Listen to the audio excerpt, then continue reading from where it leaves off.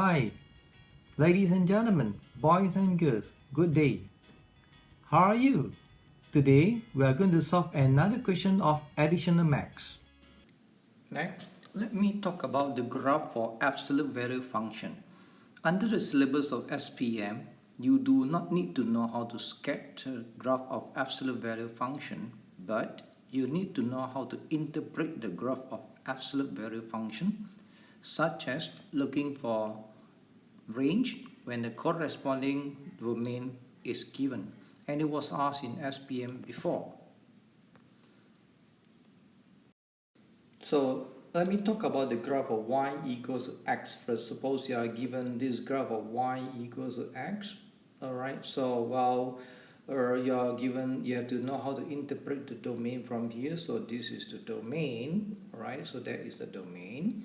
So domain is actually fall between -1 and +2. So this is the domain, right? The domain is that on the horizontal axis here between -1 and 2. So its range, its corresponding range is the range we consider the maximum vertical value to the minimum vertical value. So this is the range.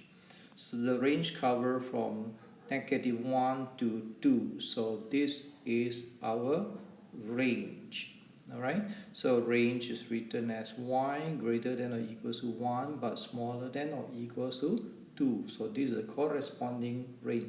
So to talk about the graph of y equals to modulus x, we must have the graph of y equals to x plotted first, like this one, like the previous one. And then you try to observe that actually for modulus there's nothing below the x-axis. They shouldn't have anything below the x-axis.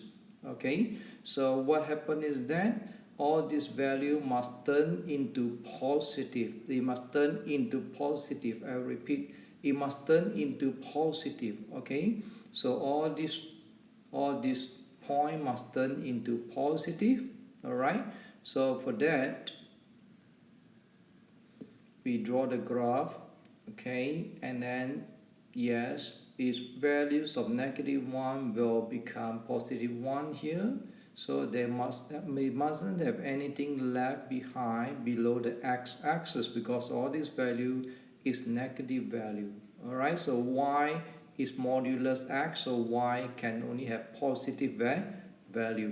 Okay, so for that, the domain, so what is the domain for this graph? So the domain is the horizontal values of the graph. So as you can observe for this graph, horizontally the minimum is -1 and maximum is +2. So this is the domain. So what is this range? Alright, range, when we talk about range, we look at the vertical value. Alright, so this is 1, this is smallest, here is 0, and the maximum here is 2. So the graph is actually taking the value between 0 and 2 vertically. Look at the graph, okay. So along this graph, the smallest value for y is 0 here, and then it increase to maximum 2, so the range is not greater than 1 here, but it's greater than 0. So look at the graph. As we move along, the values of y decreases until 0, then it go up to maximum 2. So the maximum value is 2. So this is the corresponding range for this graph.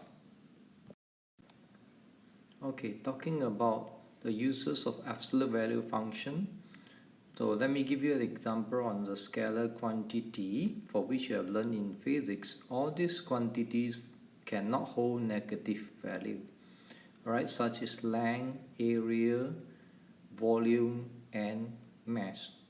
So how to ensure that it is always positive? The answer is always positive. So we put a modulus, then we will ensure that the output will be always positive. Another example of the uses is when we talk about difference.